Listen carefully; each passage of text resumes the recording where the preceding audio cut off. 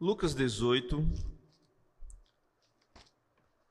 versos 9 em diante.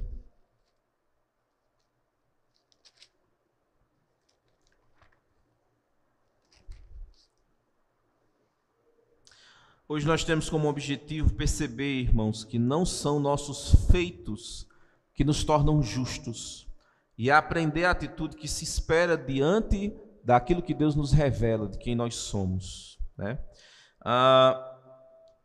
Diz assim a palavra do nosso Deus: propôs também esta parábola, e alguns que confiavam em si mesmos, por se considerarem justos, e desprezavam os outros. 2 homens subiram ao templo com o propósito de orar, um fariseu e outro publicano. O fariseu, posto em pé, orava de si mesmo para si mesmo desta forma: ó Deus, graças te dou, porque não sou como os demais homens, roubadores, injustos, adúlteros, nem ainda como este publicano. Jejum 2 vezes por semana e dou dízimo de tudo quanto ganho. O publicano, estando em pé, longe, não ousava nem ainda levantar os olhos ao céu, mas batia no peito, dizendo: ó Deus, sê propício a mim, pecador. Digo-vos que este desceu justificado para casa, e não aquele. Porque todo o que se exalta será humilhado, mas o que se humilha será exaltado. Amém? Irmãos, deixa eu dar um contexto para os irmãos, para vocês perceberem quem eram as pessoas que estavam ali em Jerusalém, em Israel, naquele período que Cristo, para entendermos melhor essa parábola do Senhor. Quem eram os grupos, as facções que tinha no judaísmo naquela época? É como se a gente dissesse assim: quem são os grupos de crentes que tem hoje em dia? Aí você fala: tem os neopentecostais, né? Tem os pentecostais, tem os tradicionais, tem outros grupos, vão dizendo, né? Muitos deles nem cristãos são, mas são os grupos que são identificados como os evangélicos. Lá no judaísmo também tinha grupos que é chamado de facções do judaísmo, ou seitas do judaísmo, né? São vertentes. Tinha o grupo dos essênios, tinha o grupo dos zelotes, tinha o grupo dos herodianos, tinha o grupo dos saduceus, tinha o grupo dos fariseus. Os essênios eram um grupo que se isolou, que foi para as regiões do deserto e quiseram viver isoladamente, aguardando o Messias. Se retiraram quase como uma pessoa no mosteiro, se isolou ali para viver uma vida comunitária intensa, cultivando a esperança messiânica, né? Era o grupo dos essênios. Os zelotes eram membros do partido judaico que se opunha à dominação de Roma. Eles eram contrários à dominação de Roma. Eles muitas vezes, irmãos, apelavam para a violência, praticavam sequestros e assassinatos de opositores políticos. Era um grupo, vamos dizer assim, político agitado, né? Havia outro grupo, que também era um grupo meio que político, herodianos, que eram os defensores do domínio romano, mais interesse político que religioso. Então você tem aí 2 grupos que eram totalmente contrários, né? Os zelotes, revolucionários, e os herodianos, que se conformavam com o domínio romano. Imagine como era a conversa entre esse povo, né? Se você tentar assimilar para nossos dias, aí o povo vai mais de direita, mais de esquerda, brigando entre si, né? Também tinha os saduceus. Os saduceus eram um partido religioso que detinha um poder econômico, político dominante na época de Jesus. Dos saduceus pertencia a maior parte dos sacerdotes, embora fosse o grupo menor que os fariseus, mas eles tinham um poder maior econômico, né? Eles eram favoráveis à presença romana, eram extremamente materialistas e não acreditavam na ressurreição dos mortos nem nos anjos. apesar de pequena quantidade, os saduceus representavam a aristocracia dominante do judaísmo no tempo do Novo Testamento. E por fim você tinha os fariseus. Os fariseus, que também quer dizer separados, eram um partido muito próximo ao povo. Eram admirados pelo povo, apesar deles rejeitarem o povo, né? Se distinguiam pela intransigência e rígida observação da lei, além de elevado nível moral exterior. Acreditavam na ressurreição, nos anjos e aguardavam o Messias. Então tinha esses grupos lá no judaísmo. Os fariseus, dentre esses grupos, eram aqueles que representavam, dentre muitos aspectos, ser o melhor naquele judaísmo, né? De todas as seitas dos judaísmos do primeiro século. Se lembrem de Paulo. Se lembram que ele diz o quê? Eu era fariseu de fariseus, eu era da tribo de Benjamim, eu era zeloso. E ele diz o quê? Meus compatriotas eram zelosos, entretanto sem entendimento. Quanto à lei, ele dizia impecável, no sentido de que procurava guardar toda a lei. A gente chamaria de os fariseus de um grupo ortodoxo, ou o fundamentalista, ou o radical, né? Nós somos fundamentalistas, não sei se vocês sabem, né? Nós somos uma igreja fundamentalista. O termo fundamentalista se perdeu muito devido ao fundamentalismo islâmico. E as pessoas acreditam que o fundamentalismo é uma coisa fora de pensamento. Mas o que significa, se a gente entender o que é fundamentalismo ou radical? É aquele que vai até a raiz. É aquele que estuda o texto para dizer exatamente o que o texto diria. É aquele que vai aos fundamentos. Isso é o que significa fundamentalista. Fundamentalista não quer dizer que a pessoa está saindo por aí explodindo bomba, não, viu? É aquele que vai até os fundamentos. Então, dentro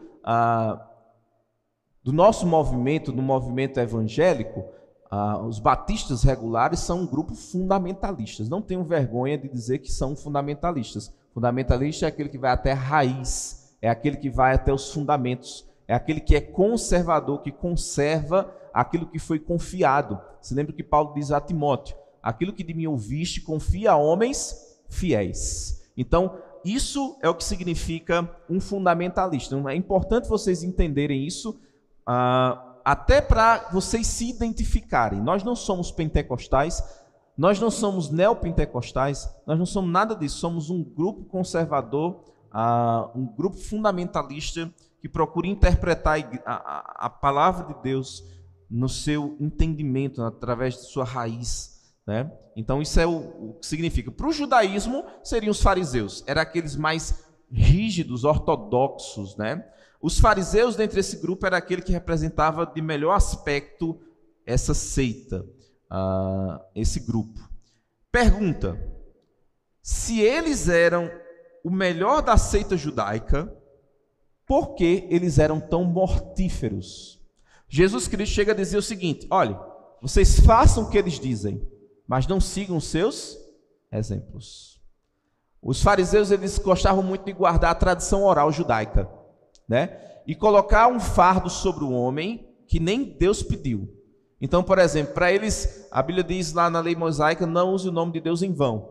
Então, para eles não usarem o nome de Deus em vão, eles vão caprichar nisso e vão dizer o quê?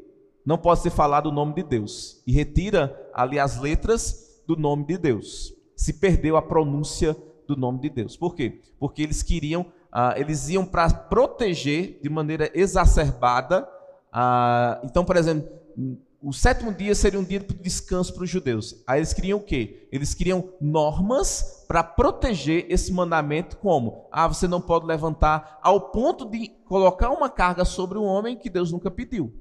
Aí Cristo pega e diz, olha, quando fala lá em João 5, se eu não me engano, que Cristo quebrou a lei do sábado, ele quebrou a tradição dos fariseus, né? Aquilo que eles colocavam sobre o povo que Deus nunca havia pedido. Mas a pergunta é, irmão, se eles eram o melhor da seita judaica, por que eles eram tão perigosos e venenosos no seu ensino? Por quê? Eles não se colocavam como defensores da lei de Moisés?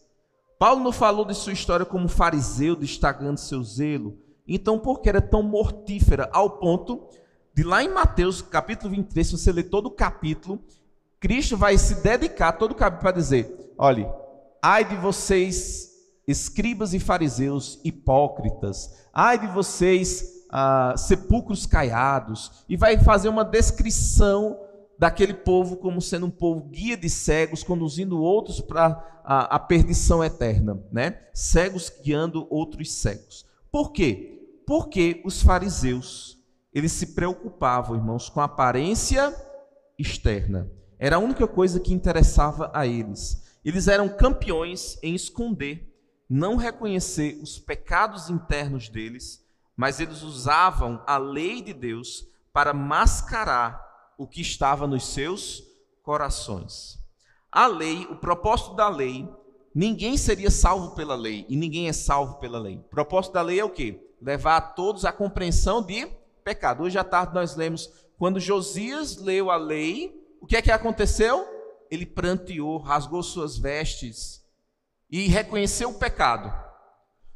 Quando uma pessoa deveria olhar, um judeu olhar para a lei de Moisés, ele deveria entender o quê? Eu sou pecador, eu sou miserável. Esse era o propósito da lei. Só que os fariseus usavam da lei para o quê? Para dizer que eram melhores que os outros, para trazer um aspecto de piedade externa. No capítulo 23 de Mateus, Cristo vai falar sobre eles. Observe o versículo 27 de Mateus 23. Versículo 27 e 28 de Mateus 23. Acho que Marcos vai colocar aí. Diz o seguinte: olha o que ele diz desse grupo, dos fariseus. Ai de vós, escribas e fariseus hipócritas. É uma palavra meio dura, né?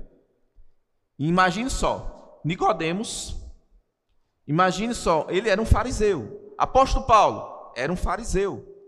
E o que é que Cristo vai dizer dos fariseus? Vocês são hipócritas. O que é uma pessoa hipócrita? Daí vem a palavra persona, personalidade e ator, né?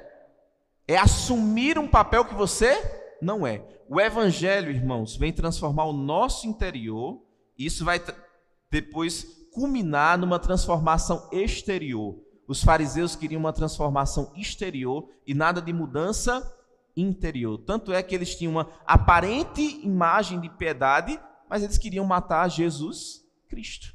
Eles queriam ver algum erro em Jesus Cristo para condená-lo. Eles pagaram para as pessoas falarem mal de Jesus Cristo e acusarem Jesus Cristo de blasfemo, né? Então ele vai dizer: ai de vós, escribas e fariseus hipócritas, pois que sois semelhantes aos sepulcros caiados. O que é um sepulcro caiado? Um sepulcro já utilizado, podre por dentro, que eles dão uma pintura por fora. Então, aparentemente, eles demonstravam uma coisa, mas no seu interior estava podre. Que por fora realmente parecem formosos, mas interiormente estão cheios de ossos, de mortos e de toda imundícia. Assim também vós, exteriormente, pareceis justos aos homens, mas interiormente estáis cheios de hipocrisia e iniquidade. Então, esse era o grupo fariseu. O exterior ser apresentado de uma coisa, mas o interior não ser transformado. Irmãos, nós podemos estar muito perto disso, no sentido de quê? De querer transparecer diante das pessoas uma atitude, mas no nosso interior a gente não se preocupa com a nossa vida e com o nosso pecado. A gente muitas vezes pode vir à igreja e transparecer uma imagem, mas muitas vezes nós não controlamos nossa língua, nós não controlamos nossa boca e nem aquilo que vemos.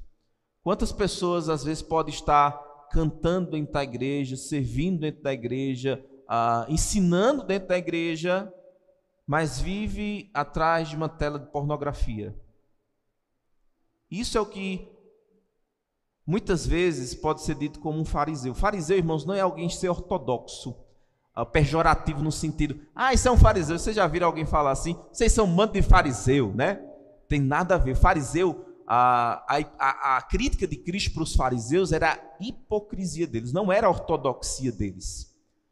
Era o peso que eles colocavam que Deus não colocou e a hipocrisia. era se preocupar com o exterior e não com o interior da sua vida, né? É transparecer uma imagem de justo quando eles estavam sobrecarregados de iniquidade. Então, os fariseus, apesar de se encaixar perfeitamente nessa parábola, o Senhor não restringe apenas a eles. É por isso que é tão importante para nós essa parábola. Mas a qualquer que confia em si para se justificar diante de Deus. E esse confiar em si, irmãos, envolve todas as religiões. Se você for para qualquer religião, elas usam a base da meritocracia para o aperfeiçoamento deles. Se você for para a cultura oriental, eles utilizam sacrifícios, ritos, meditação, para o quê? Para alcançar um determinado nível de espiritualidade. Tudo é baseado no feito, tudo é baseado na ação, tudo é baseado no exterior. Todas elas. Dentro do cristianismo, você também tem isso. Como alguém pode ser justificado diante de Deus? Para a maior religião da cristandade no Brasil, é através de vários sacramentos. Que você vai fazendo, você vai fazendo, você vai fazendo. E que diante desse seu esforço, você pode ser declarado justo.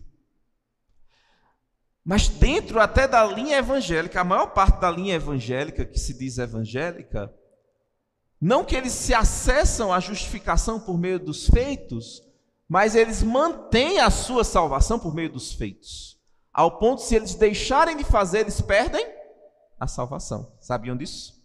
De modo que a maior parte dos evangélicos, se não acreditam que são salvos por meio das obras, eles acreditam que eles mantêm a salvação deles por meio das obras. Sabiam disso? Incrível, né? Como essa parábola é atual para os nossos dias, para entendermos que não são os feitos que nos tornam justos, que não são nossas ações que nos tornam justos. E aí nós vamos para a parábola, versículo 9. Lucas 18, versículo 9. E disse também essa parábola a uns que confiavam em si mesmos. O que é isso? Ele está dizendo o público dessa parábola. Ele está dizendo a quem foi destinada essa parábola. Ele está dizendo o que motivou ele a ensinar essa parábola. Pessoas que confiavam em si. Pessoas que confiavam nos seus feitos, né? Um fariseu ali, ele não pensava que não fosse, vamos dizer assim, para o céu. Ele tinha certeza, por causa do quê? Dos seus feitos externos, né? Então, essa parábola é destinada a alguém que confia em si, nos seus feitos. Esse é o público-alvo. A crença deles é que eles eram justos, né? A crença deles era que eles eram justos. Eles acreditavam que eram justos. E porque eles acreditavam nisso, eles desprezavam os outros. Olha só, irmãos. A gente vai ver mais à frente, mas havia uma semelhança entre o publicano e o fariseu. Ambos sabiam que eram pecadores. Se você olhar para qualquer religião, ou até para qualquer pessoa aqui na cidade que você conheça, ele nunca vai negar que ele é um pecador. Mas a forma que ele alcança o perdão do seu pecado vai variar. Quais são as formas? Aí eu procuro ser uma boa pessoa, eu faço isso, eu faço aquilo, eu dou esmola, eu pratico boas obras, e ele acha que assim ele vai ser justificado. Então, aqui nessa parábola, você tinha alguém que se achava justo por causa de suas práticas. Esse alguém era o fariseu. Esse alguém era alguém que confiava em suas obras. É por isso que o Senhor, em Mateus 5:20, diz o seguinte: porque vos digo, se a vossa justiça não exceder a dos escribas e fariseus, de modo nenhum entrareis nos reinos dos céus. Ele está dizendo, se a vossa justiça não for maior que a dos escribas e fariseus. Qual era a justiça que eles tinham? Eram as pessoas mais aparentemente piedosas na sociedade. Eram as pessoas mais respeitáveis religiosas. Às vezes, conversando com um aluno, a gente chegou no assunto de uma pessoa piedosa, exterior, que entregou sua vida para os pobres, que se sacrificou para os pobres. E como dizer para essa pessoa que essa pessoa não vai para o reino dos céus por aquilo que praticou? Imagine só uma pessoa que dedica toda a sua vida, desde sua adolescência até sua idade adulta e velha, já em idade avançada, dedicou unicamente a cuidar de pobre, a se sacrificar por pobre, e dizer, essa pessoa, por essas ações, não alcançou a justificação diante de Deus. É difícil, né? Pois é exatamente isso que Jesus vai dizer aqui. E é por isso que aquelas pessoas se espantaram com isso, porque não são os atos de justiça que nos justificam. É uma justiça que excede a dos fariseus. Que justiça é essa? A gente vai ver mais à frente. A justiça que Cristo está falando aqui, ela exige perfeição absoluta. Tiago, em Tiago 2:10, capítulo 2, versículo 10, Tiago, diz o seguinte: porque qualquer que guardar toda a lei e tropeçar em um só ponto, tornou-se culpado de todos. Qualquer pessoa que quiser pelos seus próprios méritos se salvar, é por isso que muitas pessoas chegaram para Cristo e disseram assim, Senhor, que farei para herdar a vida eterna? Eles, você sabe o que fazer, cumpra a lei. O jovem rico disse, eu faço isso desde a minha mocidade. Aí Jesus vai dizer o quê? Pois vai, vende tudo quanto tem e me segue. Primeiro mandamento, amar a Deus sobre todas as coisas. Não amou. Então ele está demonstrando o quê? Você é pecador. Pela lei você nunca será justificado. O que nos condena, irmãos, não é ter obras positivas maiores do que obras negativas. Não é uma balança. O que nos condena é a nossa natureza pecaminosa. O que nos condena no trânsito, chegou uma multa lá em casa, eu esqueci de ligar o alerta na frente do ideal. O estacionamento é com pisca-alerta. Só esqueci de clicar o botão. Eu posso ter andado perfeitamente durante todo o tempo na direção, desde os 18 anos que eu tenho carteira de motorista. Mas o que vai me punir não é toda a minha vida correta, mas é a única infração que eu cometo. O que nos leva para o inferno, irmãos, é a nossa natureza. E essa se manifesta através das ações. Você só precisa ter um pecado para ir para o inferno. É por isso que ele diz, aquele que tropeça em um, tropeçou em toda a lei. De modo que, por fazer algo, ninguém nunca será justificado. É por isso que a nossa justiça tem que exceder a dos fariseus. E que justiça é essa? Pergunta, será que essa situação está limitada aos fariseus? Não. Diante dessa realidade, vamos ver o que essa parábola nos diz. O Senhor vai explicar uma situação de duas pessoas que foram ao templo. Vamos começar a perceber a semelhança entre os dois. Dois homens subiram ao templo para orar. Um era fariseu, nós já vimos aqui os fariseus, pessoas respeitadas na sociedade, pessoas que tinham um alto padrão de moralidade, rígidos, uma pessoa que dificilmente alguém apontaria o dedo e diria, essa pessoa é assim. Era uma pessoa modelo no judaísmo, assim como o apóstolo Paulo, né?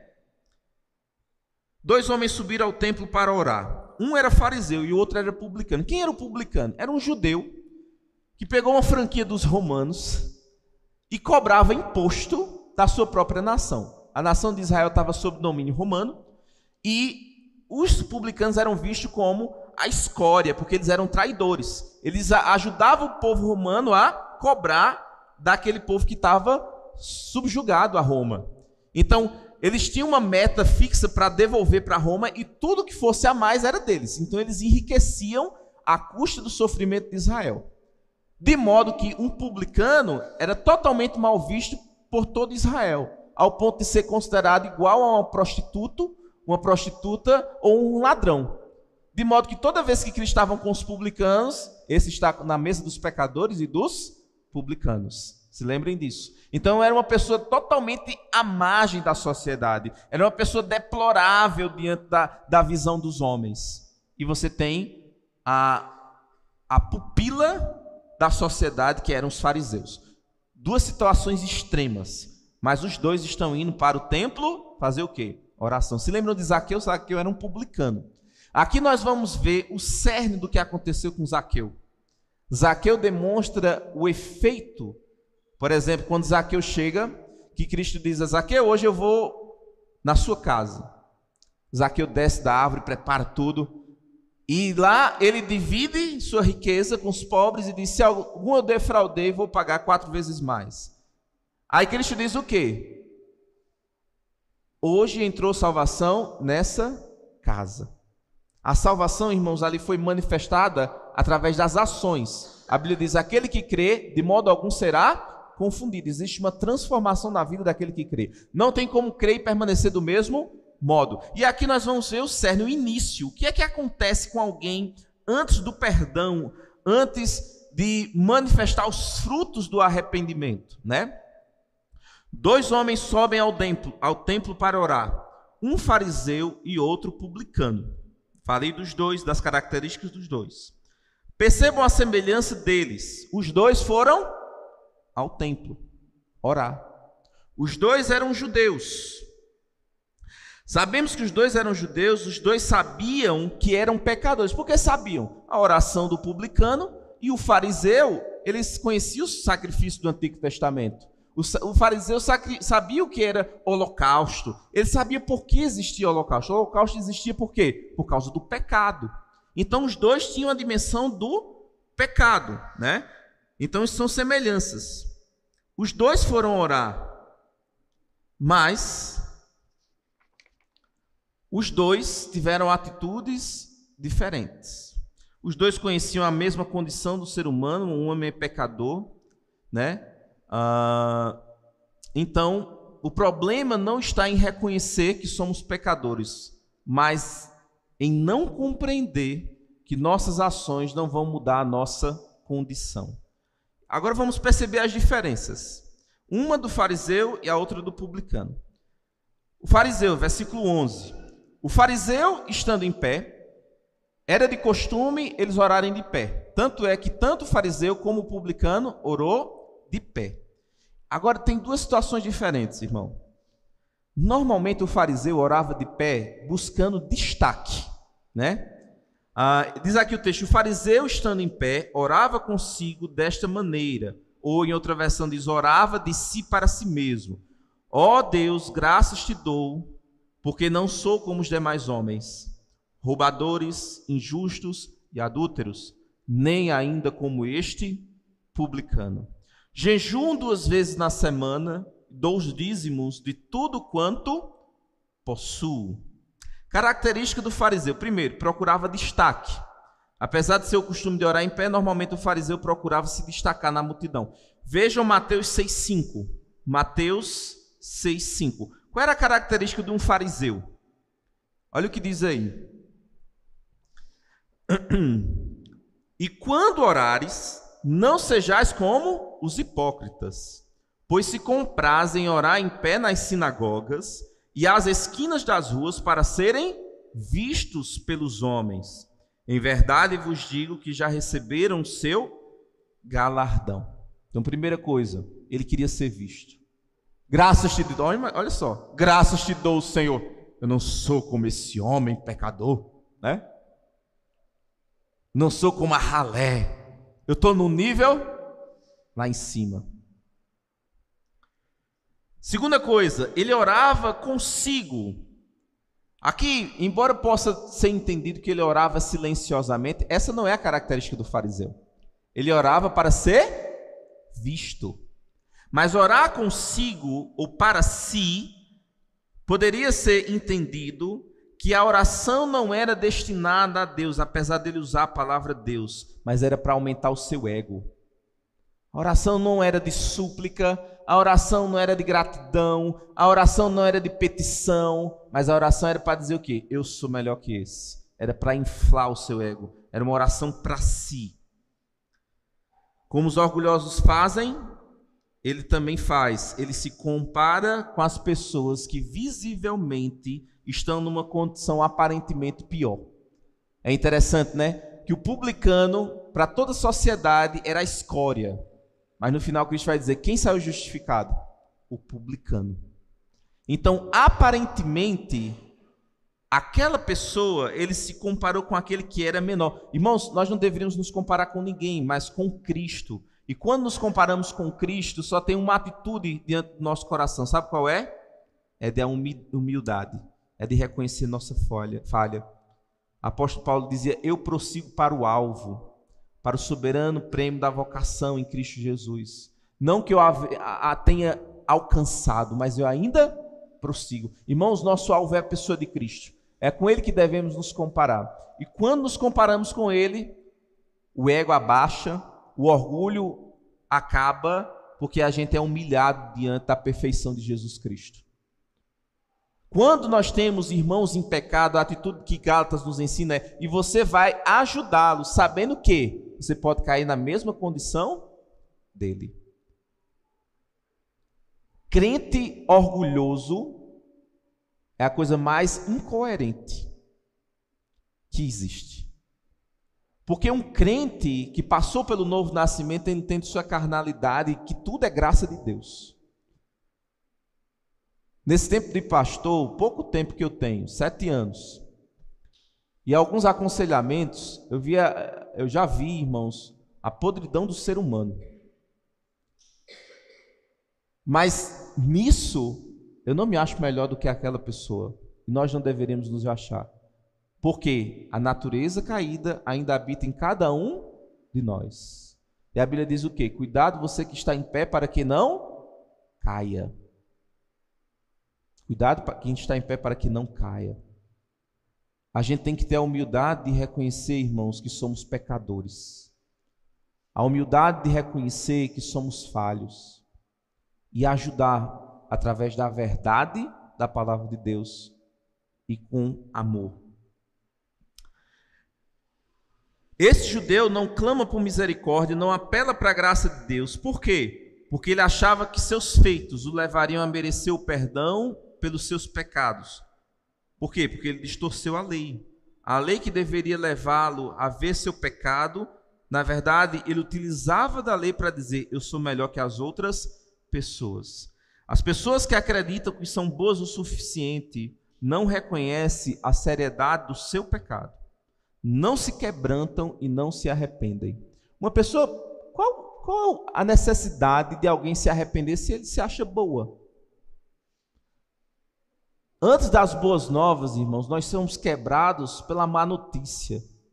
A má notícia é que nós somos separados de Deus. A má notícia quer dizer que nós estamos em inimizade com Deus. Aí as boas novas se tornam boas novas. Então nós necessitamos da compreensão da nossa carnalidade para sermos humildes, para não sermos como esse fariseu. As pessoas que acreditam que são boas o suficiente, elas não reconhecem o seu pecado. Agora, essa foi a atitude do fariseu. Qual foi a atitude do publicano? Versículo 13 de Lucas 18. O publicano, porém, estando em pé, os dois estavam na mesma atitude, só que um queria ser visto, um queria destacar, um se orgulhou. Se lembra da palavra, eu não sou, eu. É por isso que eu tenho muito com música que fala sempre de eu me sinto, eu quero, não sei o que lá, porque fala muito do eu, né? Temos que ter muito cuidado com isso, porque muitas vezes eu fiz isso, eu fiz aquilo, eu. A pessoa está se vangloriando, nem percebe, né?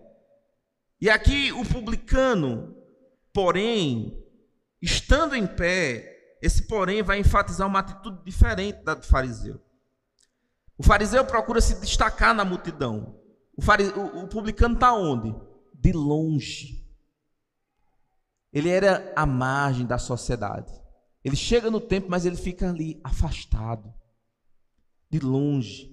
Nem ainda queria levantar os olhos ao céu, mas batia no peito, dizendo: ó Deus, tem misericórdia de mim, pecador.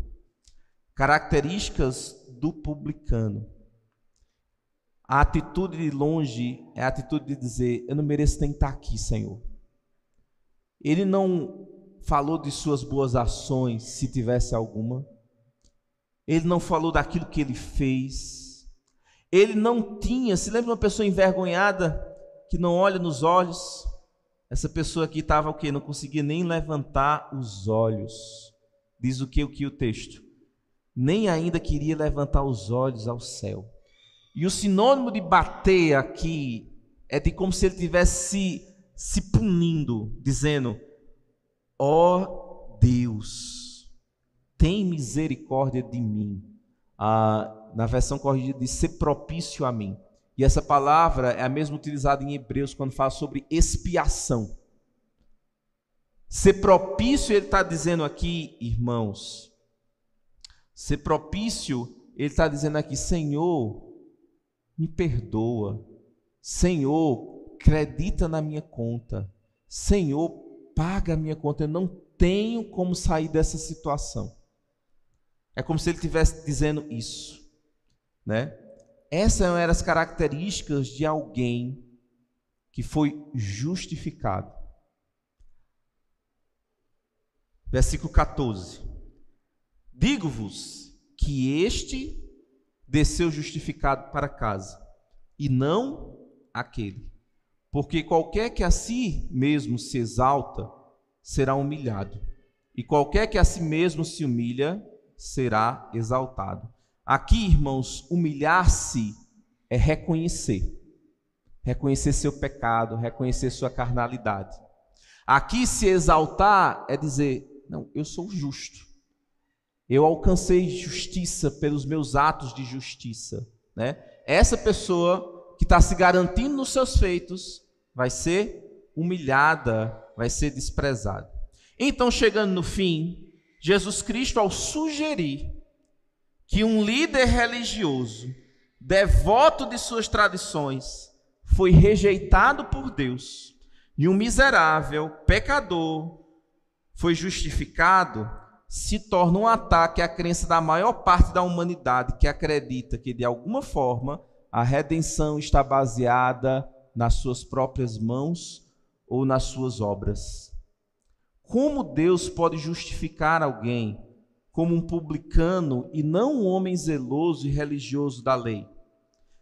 Simples. O que é justificação, irmãos? É uma declaração florense.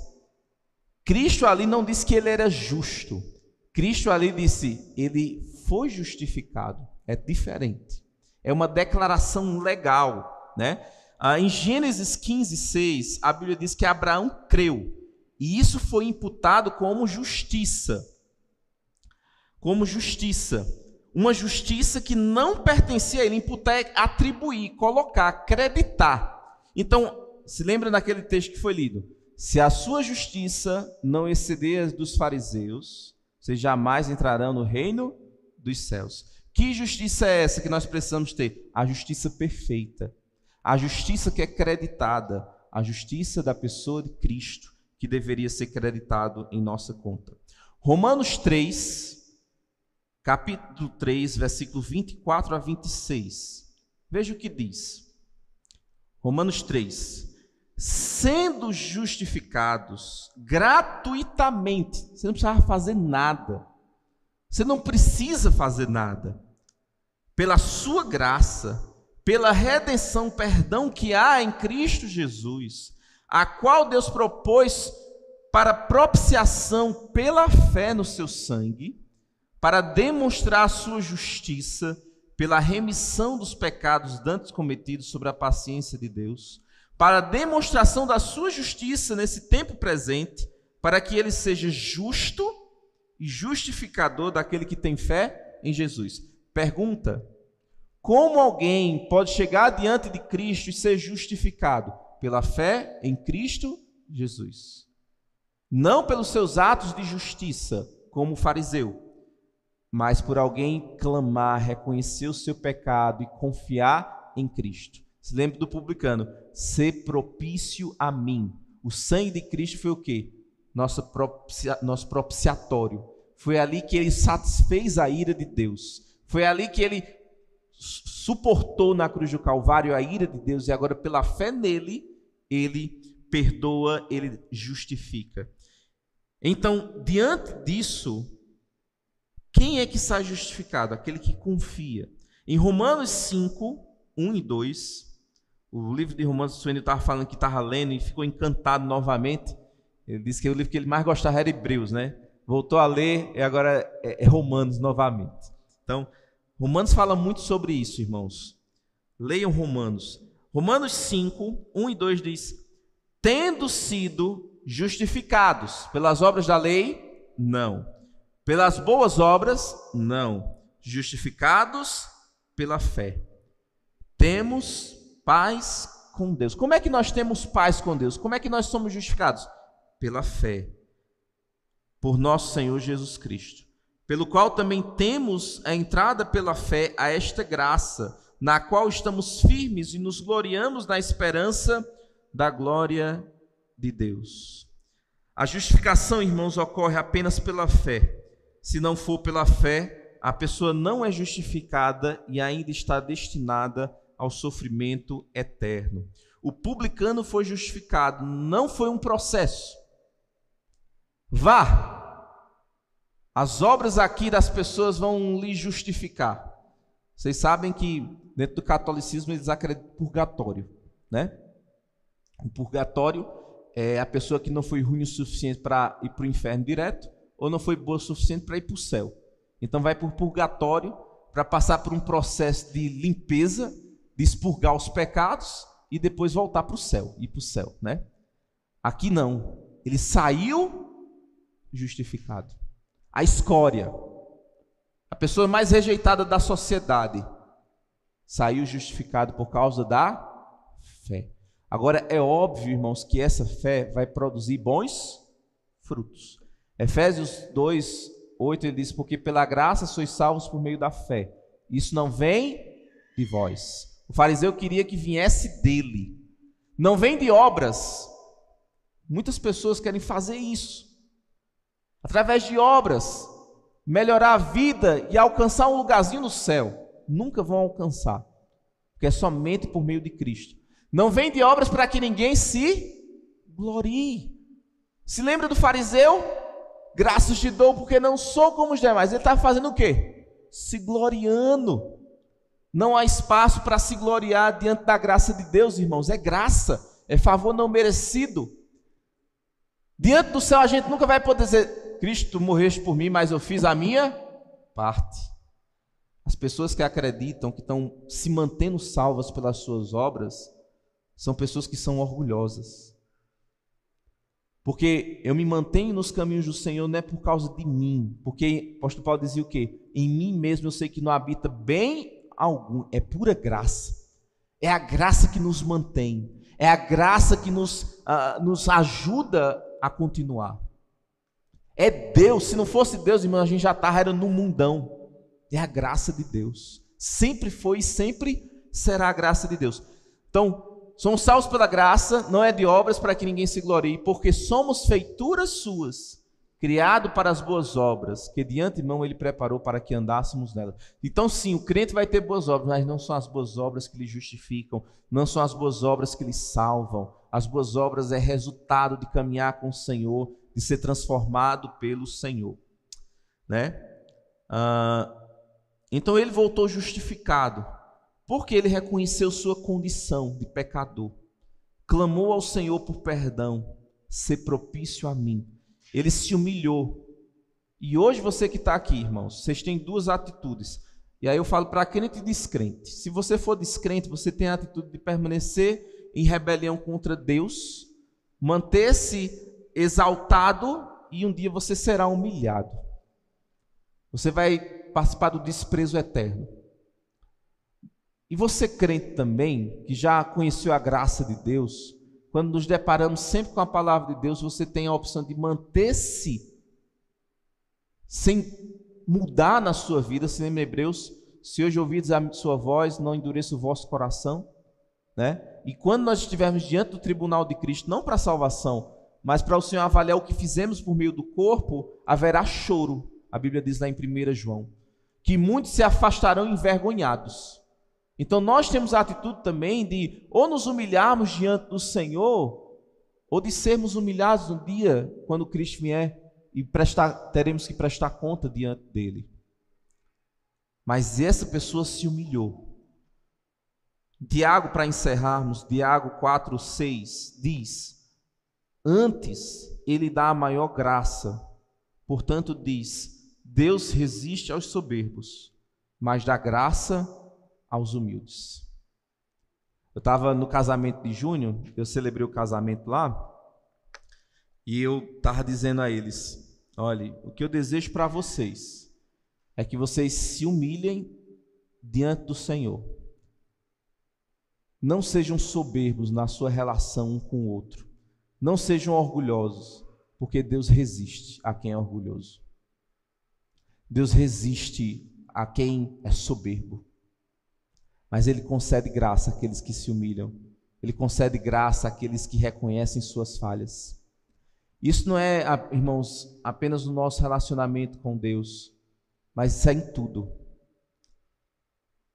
Na nossa vivência uns com os outros. Crentes têm que ser humildes. Crentes têm que se humilharem diante do Senhor. Crentes têm que ter o espírito brando. Crentes não devem se exaltar e sempre exigir. Tem que ser assim. Isso é o que o fariseu faz. Crente tem que ver o pecado do outro, se entristecer, corrigir, exortar, querendo ganhar. E não pisar em cima do outro. Agora, é óbvio que quando a pessoa não quer se arrepender, a Bíblia também diz, trate como gentil e publicano. Alguém que não quer se arrepender, meu irmão, é alguém que quer viver em rebelião contra Deus. E eu não vou ficar perto dessa pessoa. Agora, existem as etapas, existe um processo. Existe primeiro o ato de você se compadecer, de você ajudar, de você buscar socorrer. Se lembra o que diz Mateus? Se teu irmão pecar contra ti, vai entre tu e ele apenas e repreende. Se ele te ouvir, ganhaste o teu irmão. É bênção de Deus trazer pessoas de volta ao caminho correto. Mas o que é que um fariseu faria? Ó, fulano, faz isso e aquilo. Sou melhor do que ele. Beltrano? Sou melhor que aquele também. Sou melhor que todo mundo, né? É isso que o fariseu faria. Então Deus concede graça aos humildes, mas resiste aos soberbos. E aqui no final de Lucas 18 ele diz o quê? Todo aquele que se exalta será humilhado, e qualquer que a si mesmo se humilha será exaltado. Como nós podemos alcançar a justificação? Reconhecendo nosso pecado. Você que nunca fez isso, entregue sua vida ao Senhor. Se humilhe, reconheça o seu pecado, confie nele. E você terá o quê? Justificação. Essa pessoa saiu de lá em paz com Deus, porque antes ele se humilhou. E talvez seja essa a grande dificuldade dos nossos dias, irmãos. A Bíblia diz que nos últimos dias, vimos até ontem, no encontro de homens, os homens serão arrogantes, os homens serão blasfemadores, amantes de si, ingratos, desafeiçoados. Hoje as pessoas não querem. As pregações hoje não é sobre arrependimento, não é sobre reconhecer pecado. As pregações hoje são: Deus tem um grande plano para a sua vida. Você pode ser muito feliz, né? Eu vi até um dizendo assim: se você sonhou em pegar, Deus tem que te dar. É uma graça, né? Mas hoje, irmãos, as pessoas não querem mais se humilhar diante de Deus, reconhecer seu pecado. Se alguém hoje é exortado dentro da igreja, tem outra igreja para ir. Qual foi a última vez que vocês viram alguém dizer: eu errei, eu pequei, me perdoa? Qual foi a última vez? É difícil, né? Mas é isso que a igreja precisa. Pessoas humildes, para que a graça de Deus seja abundante. Amém? Senhor, graças te damos porque é por meio da fé, e tão somente pela fé, que somos justificados. Te louvamos porque sabemos que em nós não habita bem algum, que aquilo que nós fazemos é resultado da tua graça, que por nós mesmos, nossas boas obras, todas elas são manchadas pelo pecado, como trapo de imundícia, que nada serve a não ser para ser jogado. Te louvamos porque a tua graça nos alcança, porque a tua graça nos faz ver, a tua graça nos faz perceber o teu amor. A tua graça fez com que Cristo morresse em nosso lugar. A tua graça fez com que alguém nos apresentasse o Evangelho. A tua graça nos levou a confiar no sacrifício de Cristo para o perdão dos nossos pecados. E somos justificados não por aquilo que fazemos, mas unicamente pela obra substitutiva de Cristo na cruz do Calvário. Sê propício a mim, que cada um que ainda não te tem possa fazer essa oração e dizer: Senhor, sê propício a mim, miserável pecador, para que eles encontrem perdão em ti, para que o fardo do pecado seja caído e eles desfrutem de paz contigo. É assim que te oramos, em nome de Jesus. Amém.